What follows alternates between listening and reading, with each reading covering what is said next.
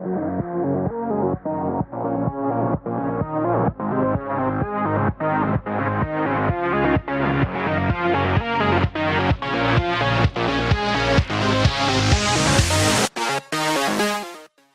gamers and welcome to Game Warp. I'm Elwood. I'm Kim. And this is our review of The Darkside Detective.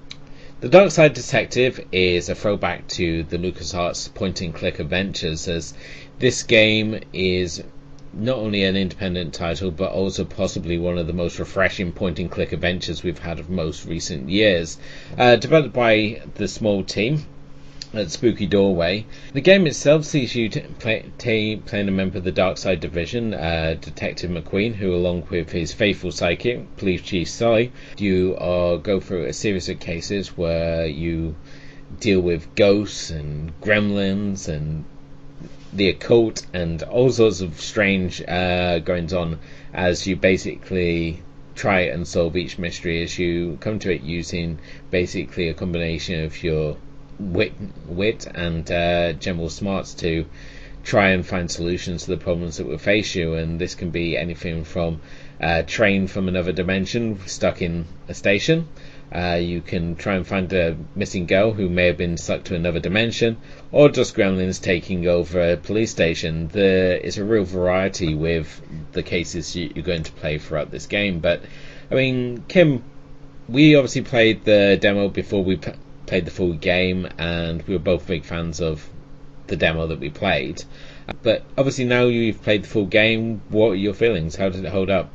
It holds up really well. I think one of my favorite things is the writing, because there's so many puns and so many plays on like play on words on just like how, and just like the twists on like big movies and pop culture and all that stuff. And you know, obviously everyone's pop culture knowledge is going to vary, so you might not catch a few of it somewhere, but a lot of it, like to the context and to the environment, really works amazingly well, and it will more than likely make you laugh, which is weird when you think about a supernatural sort of game, because it's such a fun experience, you know? Point and click adventures sometimes have this tendency, and I've experienced it a lot, where it's a frustrating experience, where you have to find that perfect item to fit in somewhere. I'm not saying that this game doesn't have that moment, because you do have to, you know, ransack wherever you are to find all the items and just grab it all and figure out how to combine them with the clues that you get from talking to the people. But, you know, like, it's happened, like, a few times. Obviously, it's normal, but it's not, like, a common occurrence. In general, mostly everything is quite straightforward, and it's a very fun experience with enough challenge to not be frustrating, if I make any sense. Yeah, definitely so. I mean, as you mentioned already, this is a very self-aware game. It knows the genres that it's parodying throughout, and it's kind of fitting the fact that we get to see the ghost of Terry Pratchett appear during one of the cases. As really, Terry Pratchett's writing is probably one of the closest comparisons we can draw to the style of writing that we have here. It's sort of very self-aware, and the fact that we have Scully from the X-Files, or at least we can assume it to be Scully, turn up as the police chief, is just one of the nice little touches throughout. And no matter what situation you find yourself in, there's always some humorous quip, there's always some funny line that you will see exchanged between our lead character and his sidekick as you go on. And even the interactions they have with other characters often lead to some bizarre exchanges. And I mean, like, even if you think about, like, talking about exchanges, like, in every single room you go in, if you click on Officer Dooley, he always has something very, like, whimsical and funny to say, or, like, some weird comment and some awkward thing. And it's always a really funny moment just listening to him as you walk into the room and let him talk. Oh, definitely. The fact that he's like the idiot psychic. He's somehow been brought along, and yet he's the most trusted person that you have with you. And he doesn't really serve any purpose apart from just to give your character someone to talk to at any one scene, because there is no movement in this game. So it's basically you're going from one screenshot to another. But at no point does that feel that the game is having anything taken away from it. The fact that you're not seeing the character move from point A to point B to, like, collect item. You just get given the screenshot, and then you can like find different items throughout. And as we said already, it is very much, when it comes to the actual gameplay, it is very much the idea of that enter a room, find any item that you can steal, and then find a place to put said item. That is pretty much the gameplay throughout, and it's enjoyable, as we said. There's nothing wrong with that, and it's very much a throwback to those classic LucasArts games that we mentioned, like Secret Monkey Island, Day of the Tentacle, Sam and Max Hit the Road. The difference obviously being that when it comes to the puzzles, we're not looking at something with some stupid solution. It is very logical in how you will solve puzzles. It's not going to be the case of that you have to do something outlandish, such as like, oh, take this octopus and put it down the toilet so it grabs hold of the guy whose gold belt that you want. It's none of that sort of nonsense. I think one of my favourite puzzles involves you trying to get a key from one dimension to the other, and basically involves you giving it to the tentacle monster in the toilet and flashing him through, because he travels through the dimensions for you. And I thought that was a good example of what this game would do as like a clever puzzle, and I'm perfectly happy with that. Everything else in the game is, when it comes to the puzzle solving, was just so enjoyable to play through.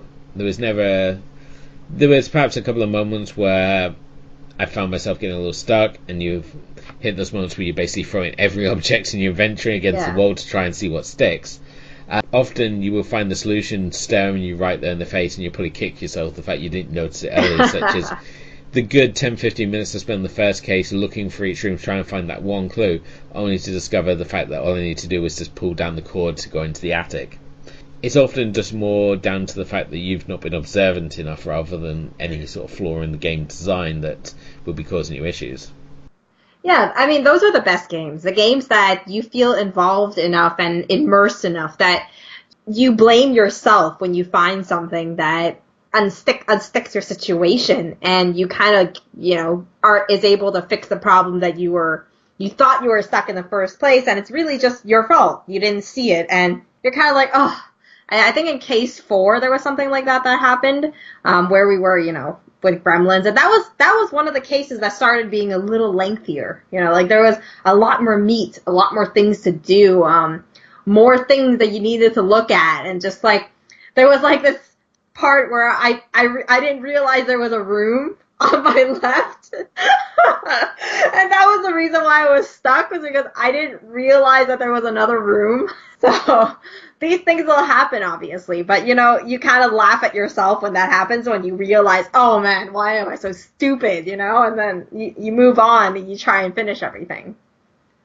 Yeah, it's throughout the game, it's just, there's so much fun to be had no matter what case you're working on. There's always something there to keep it fresh, keep it moving along, and you never feel the fact that, oh, I'm just going through the motions with this game. It's sort of like you take each case and it feels like a fresh experience each time you enter into a new case. It's sort of like they're like these little pulpy sort of like sci-fi horror stories, and the fact that they're so light-hearted and no one's taking this too seriously just only adds to the enjoyableness of the experience. I just really enjoyed playing this. This game was very much my morning and my lunchtime sort of gameplay. This wasn't the sort of game that I sort of like enter into and like, this is going to be my main sort of game for the evening. This was more sort of like, I have like an hour or so, I want to do some gaming. This I can like pick up and put down, and it's enjoyable to lose yourself in. And after I found myself like going past that sort of allotted time I gave myself, because I was enjoying it and I wanted to hear like what some other character was going to say, or just to try that one last thing. So it's very addictive, even though the gameplay can be seen as a little simple in places. Yeah, I don't think simple is a problem, though. I mean, I thoroughly enjoyed it, and I honestly think that one of the best things about this is that this is case-based, so it feels like you're playing like an episodic game in a way, but like a very self-contained episodic game, where every single case is itself. If someone were to sit down on case 3, they'd be starting fresh. They wouldn't be lost on many things. Maybe some of the characters are reoccurring in different cases, but it never is a link to too many things, you know? Maybe like just their skill set or something. But I mean, like if you see like a girl in case 2 with her computer and then you're like, hey, in case 3 she's back, you know, with her computer. Well, obviously she's there to do some sort of computer work for you. Sort of, you know, it's like a very common sense sort of thing that happens. I like the self-containment of the cases. It really makes it feel like what you said, like you can really pick this up and put it down. And it's like a 30-40 minute case in general that really like, it kind of gets your mind thinking and have a little fun, and then you can put it down, leave, and then come back and start a next case whenever you want. And I like that feeling where you don't feel obligated to sit down for like 5 hours and just like binge play. Obviously, you have that choice if you really have the time and you really want to. I think there's another thing I really want to talk about, and I think the sound is so nice, like the sound effects and the soundtrack itself is amazingly wonderful. Like it works with the scenes so well. Yeah, it has the right sort of atmosphere to this game. Certainly the soundtrack is pretty outstanding, and certainly the color palette of this game is a lot more rich and saturated than I was expecting, especially for a pixel art game.